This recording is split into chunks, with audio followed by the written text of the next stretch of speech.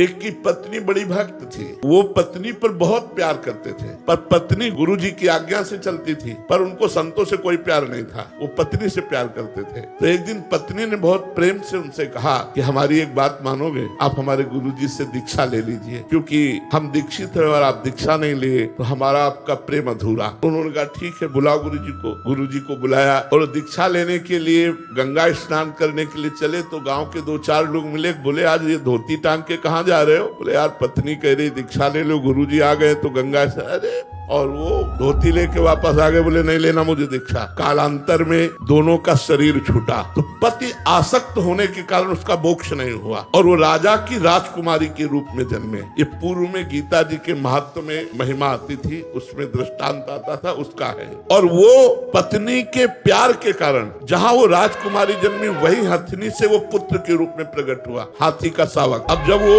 नव युवक अवस्था में हाथी आया और श्रृंगार करके राज सवारी निकली और राजकुमारी सिंहासन पर आरूढ़, तो जे भी उसने देखा तो पूरी स्मृति जागृत हो गई कि ये तो मेरी पत्नी।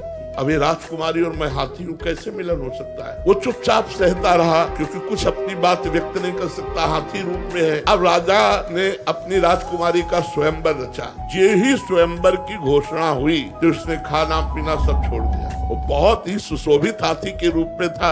राजा को सूचना पहुंची, राजवैद्यों ने देखा, बोले कोई रोग नहीं। राजकुमारी विज्ञान संपन्न थी क्योंकि भजन करती थी। उसने कहा इसकी औषधि मेरे को पता है, मुझे एक बार इसके समीप जाने दो। नजदीक गई और कान में कहा था गुरुदेव को वरण कर लो। नहीं वरण किया ना तो हाथी की योनि को प्राप्त हुई। सकुचाओ मत, तुम्हारी गले में जयमाला डालूंगी। सकुचाओ मत, स्वयंवर में तुम शोभा के लिए खड़े किए जाओगे और मैं तुम्हारे ही गले में माला डालूंगी और इस जन्म में इतना भजन करूंगी कि आगे जन्म में हम फिर दोनों मिलेंगे। उसने ऐसा ही किया। भजन के प्रभाव से अपने पति को हाथी की योनि से मुक्त करके अगला जन्म फिर मनुष्य का हुआ।